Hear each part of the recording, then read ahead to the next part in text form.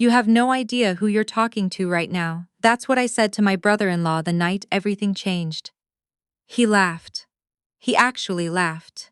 That low, condescending sound he always made when he thought someone beneath him had forgotten their place. He was still laughing when I grabbed his wrist and twisted it behind his back so fast he didn't have time to process what was happening. My name is Serena. I'm a forensic accountant with the FBI field office in Chicago, and I have been trained to stay calm in rooms where people are lying to my face. I am very good at my job. My younger sister's name is Petra, and for 3 years I had no idea what was happening to her behind closed doors. Let me back up. Petra and I grew up in Davenport, Iowa. Our parents were the kind of people who believed that a quiet house meant a happy house, so we learned very young not to make noise. Not about problems, not about feelings, not about anything that might disturb the careful surface of what they called a normal family. Our father worked long hours at the plant. Our mother volunteered at church 3 times a week and smiled at everyone except us. Petra was the one who followed the rules. She made straight A's, she was polite to every adult she met. She folded into whatever shape the room needed her to be. I was the one who left. I got a scholarship to Northwestern, studied finance and criminal justice, joined in the bureau right out of grad school. I sent money home when I could. I called Petra every Sunday. I told myself that was enough, I should have known better. The people who learn to be small don't always have the luxury of staying that way. Petra met Nathan at a conference in Indianapolis. She was working as a pharmaceutical sales rep. Good salary, company car, benefits. He was a cardiologist with a private practice in Naperville, Illinois. Handsome in that careful, curated way that takes maintenance. He had a firm handshake and knew how to make eye contact with exactly the right amount of warmth.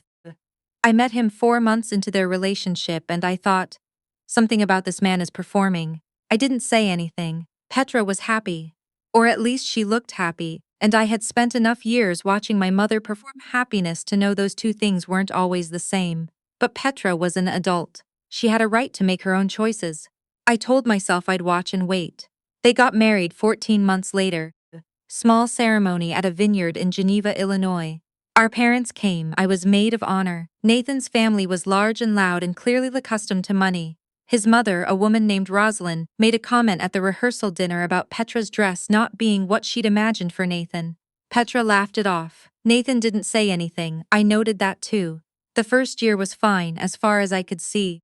Petra stopped traveling for work. Nathan didn't like her being on the road, she said. He had safety concerns. Then she switched to a regional desk role. Less travel, less income, less autonomy. Then she stopped working entirely. Nathan's practice was doing well, she explained. It just made more sense. He needed someone to manage the household, to be available for his patients' social events, to be a partner in the full sense of the word. I asked her once carefully if she was happy. Of course I am, she said. I have everything. I wrote down what she didn't say. The Sunday calls started getting shorter. Then she started canceling them, rescheduling, then missing them entirely. I'd text and she'd respond hours later with something brief and cheerful that sounded nothing like her. Petra used to send me voice memos when she was bored in her car, just rambling about nothing. A podcast she'd heard, a dog she'd seen at a gas station, a memory that had surfaced out of nowhere. Those stopped. I drove to Naperville on a Tuesday in March, unannounced. I told myself I was in the area for a case. That was partially true. When she opened the door, my stomach dropped. She had a bruise on her collarbone that her shirt collar almost hid. Almost. Her smile when she saw me was real. I know my sister's real smile, but her eyes did something complicated. Relief and fear at the same time, like I was both exactly what she needed and exactly the wrong person to show up. Serena, she said. You should have called. I was nearby, I said. Can I come in? She glanced behind her before she opened the door wider. I noted that too. We sat in her kitchen, quartz countertops, sub-zero refrigerator, the kind of space designed to signal a particular kind of success, and she made coffee and talked about nothing. Nathan was at the practice. He'd be home for dinner. She asked about my work, about Chicago, about whether I was seeing anyone. I waited. Finally I said, Petra, show me. She went very still. Your collarbone, I said quietly. Show me the rest. She started crying then, silently. The way people cry when they've learned that making sound is dangerous. She pulled down her collar, then she pushed up her sleeve. I counted 5 bruises in different stages of healing. The oldest ones were yellow at the edges. The newest one was still purple. I didn't move, I didn't raise my voice. I am trained to stay calm in rooms where terrible things are true. I reached across the kitchen island and put my hand over hers, and I said, "Okay, tell me everything." It took 2 hours. Nathan had started with control so gradual she hadn't noticed until she was already inside it. The job, who didn't understand their relationship and slowly disappeared. The money, everything in his accounts now, a household allowance deposited weekly into a joint account he could monitor. The phone, she had a new one he'd chosen, on his plan. The first time he touched her in anger was 8 months into the marriage, and he cried afterward and said it would never happen again. It happened again. She hadn't told our parents because our mother's response to everything hard was to suggest Petra try harder.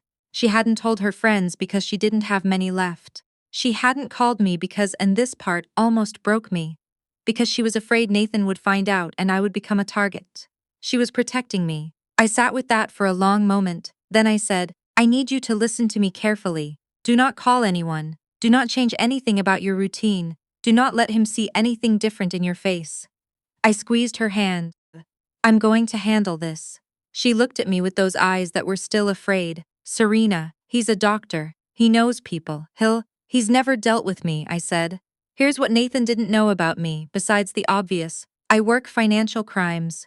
I follow money for a living. I know how to find things that people hide, and I know how to build a case so airtight that when it closes, there is nowhere left to go. And I have a very particular set of skills that I developed over 7 years with the federal government." Nathan also didn't know something else. Petra and I are not twins, but we are close enough in age and similar enough in appearance that people have confused us our whole lives. Same height, same dark hair, same bone structure from our father's side. Petra is softer, I am not. But to someone who isn't paying close attention, or someone who is accustomed to not looking his wife in the face directly, because that's what abusers do, they teach their partners to keep their eyes down. The difference might not be immediately obvious. I want to be clear, what I'm about to tell you is not something I recommend. I am a federal agent. I had resources and training that made this possible. I am telling you this story because the alternative was watching my sister disappear, and that was not something I was willing to do. I came back to Naperville the following Friday. Petra told Nathan she was going to a yoga class, the one thing he still let her do because it kept her manageable, she said. His word. She came to a coffee shop 3 miles away and we switched. She took my car to a hotel I'd booked under a work alias. I drove her car back to the house and let myself in with her key. I wore her clothes. I stood in her kitchen. I started making dinner because that's what she did on Friday nights. Nathan came home at 6:47. I heard him in the mudroom. The clunk of his bag, the deliberate silence that I already understood was a form of communication. The kind that says, "I will make you come to me."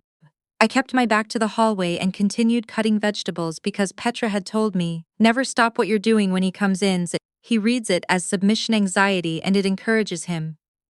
"You didn't hear me come in," he said from the doorway. "I heard you," I said. A pause. I felt him recalibrating. She didn't usually answer like that. "What's for dinner?" he said. "Salmon," I said. "It'll be ready at 7. Another pause. I turned around then, slowly, and looked directly at him. Full eye contact. Relaxed shoulders. The posture I use in interview rooms when I want someone to understand that I am not afraid of them. He frowned. Something about me wasn't computing right. Did you do something with your hair?" "No," I said. He came into the kitchen. He was a large man, 6'2", broad through the shoulders, the kind of build that has probably intimidated people his whole life. He stood on the other side of the island and looked at me with an expression I recognized. He was trying to locate the anxiety. He was used to finding it immediately, and he couldn't find it, and that was bothering him. "You seem different," he said. "Do I?" I held his gaze. "How so?" He didn't answer. He got a glass from the cabinet, poured himself water, and left the kitchen. I exhaled once, slowly, and went back to the salmon. Dinner was quiet. I ate. He talked about his day in the way that people talk when they expect their words to be received as the most important thing in the room. I listened. I asked the occasional question. I did not look at my plate when he looked at me. After dinner, he said, "What's wrong with you tonight?" "Nothing," I said. "I'm just tired." "You're acting strange." I looked at him steadily. "I'm sorry you feel that way." He didn't like that. I could see it move across his face. the micro-expression that precedes escalation in someone who uses anger as a tool. I had cataloged that exact expression in dozens of suspects. I let him find nothing in my face. He went to his office.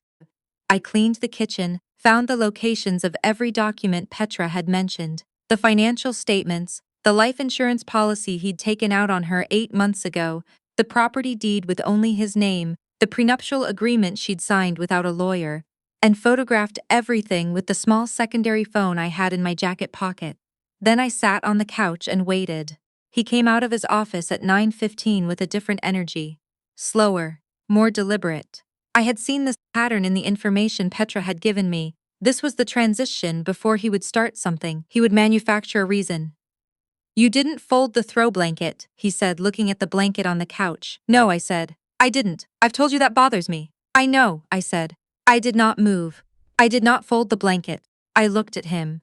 He came around the coffee table. He stood over me the way men like him stand over people they've taught to flinch. He was waiting for the flinch. "You're going to fold it," he said.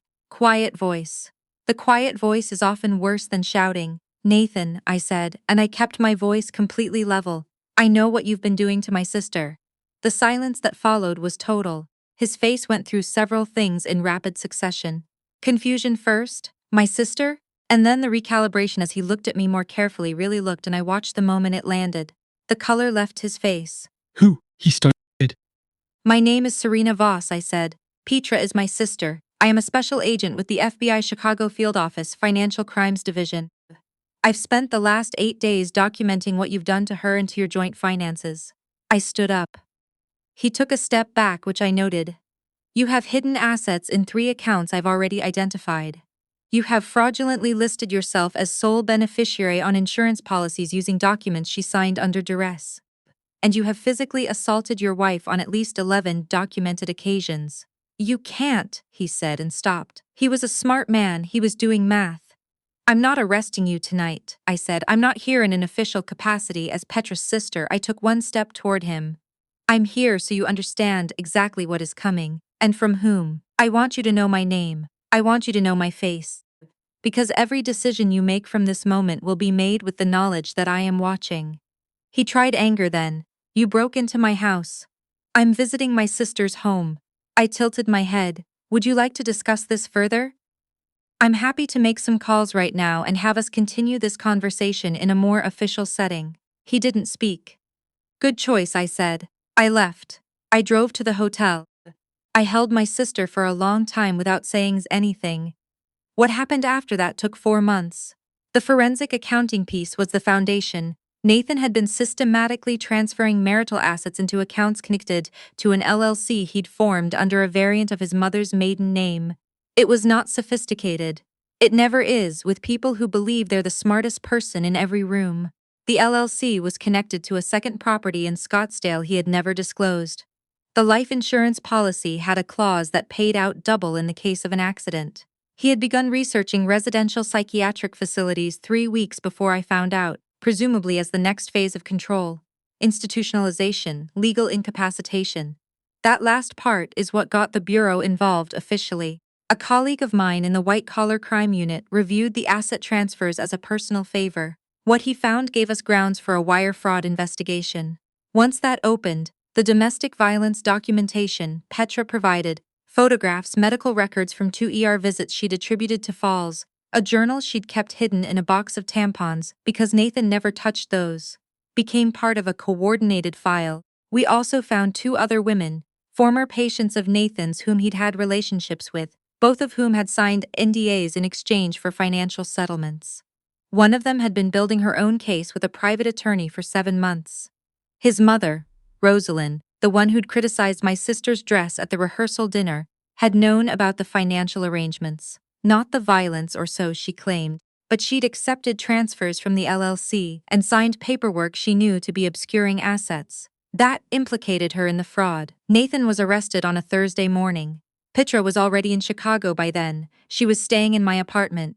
She had 4 suitcases and her grandmother's jewelry that she'd hidden at a neighbor's house, and a look on her face that I can only describe as someone stepping outside for the first time after a very long time in a dark room. Blinking, disoriented, but breathing the morning. His arrest went public. His practice manager called Petra's cell phone, the old one Nathan had controlled, which we'd held onto specifically for this purpose. I watched Petra let it go to voicemail. She didn't listen to the message.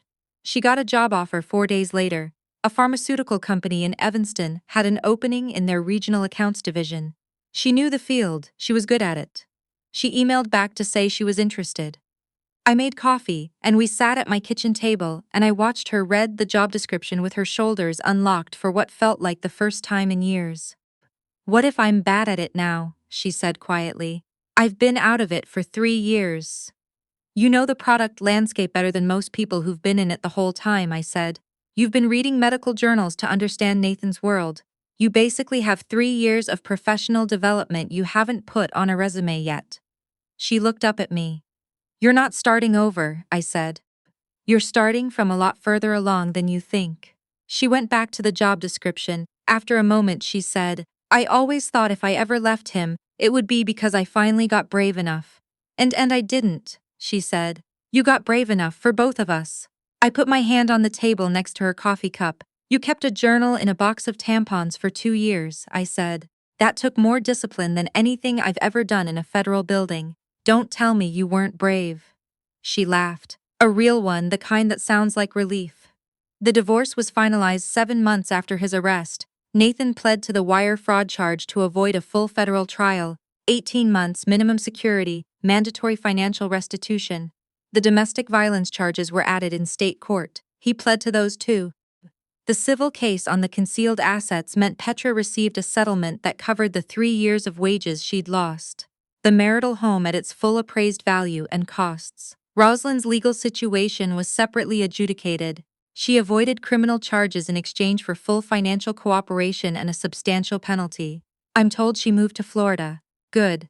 Our parents called when the story ran in the Tribune. Our mother said she'd always had a feeling about Nathan but hadn't wanted to interfere. I told her that wasn't something I was going to engage with today. Then I hung up. Petra called them back the next afternoon. That was her choice to make, not mine. She set terms. She was clear about what she would and wouldn't discuss. I don't know everything that was said. I know that when she came back into the kitchen afterward, she looked tired but settled. Like someone who had just finished something difficult and done it correctly. "Okay?" I asked. "Okay," she said. She started her new job on a Monday in November. I drove her to the train station because she was nervous about the commute, which is something I will never tell anyone because she'd be embarrassed. She had a new blazer and her grandmother's pearl earrings, and she walked into that train station like she knew exactly where she was going. She did, she always had. She'd just been very thoroughly convinced otherwise. I stood on the platform until the train left, and then I got back in my car and sat there for a minute quietly by myself. There's something nobody tells you about this kind of thing. The paperwork is easier than the silence afterward. You spend months in motion, documenting, coordinating, building the case, and then one day it's done and your sister is on a train to her new job, and you're sitting in a parking garage and you have to figure out what you do next. I thought about the day I drove to Naperville unannounced. The way she'd glanced behind her before she opened the door. The way she'd learned to be silent about things that should have been shouted from every room in that house. I thought about our mother teaching us, without a single word, that the right response to pain was performance. I thought about all the Sundays I called and told myself that was enough. It wasn't enough. It was better than nothing, but it wasn't enough. What I know now is this: you don't have to have my job or my training to look directly at someone you love and say, "Show me." You just have to be willing to see it, and then you have to be willing to stay. I started the car. I had a case file waiting on my desk. I drove to work.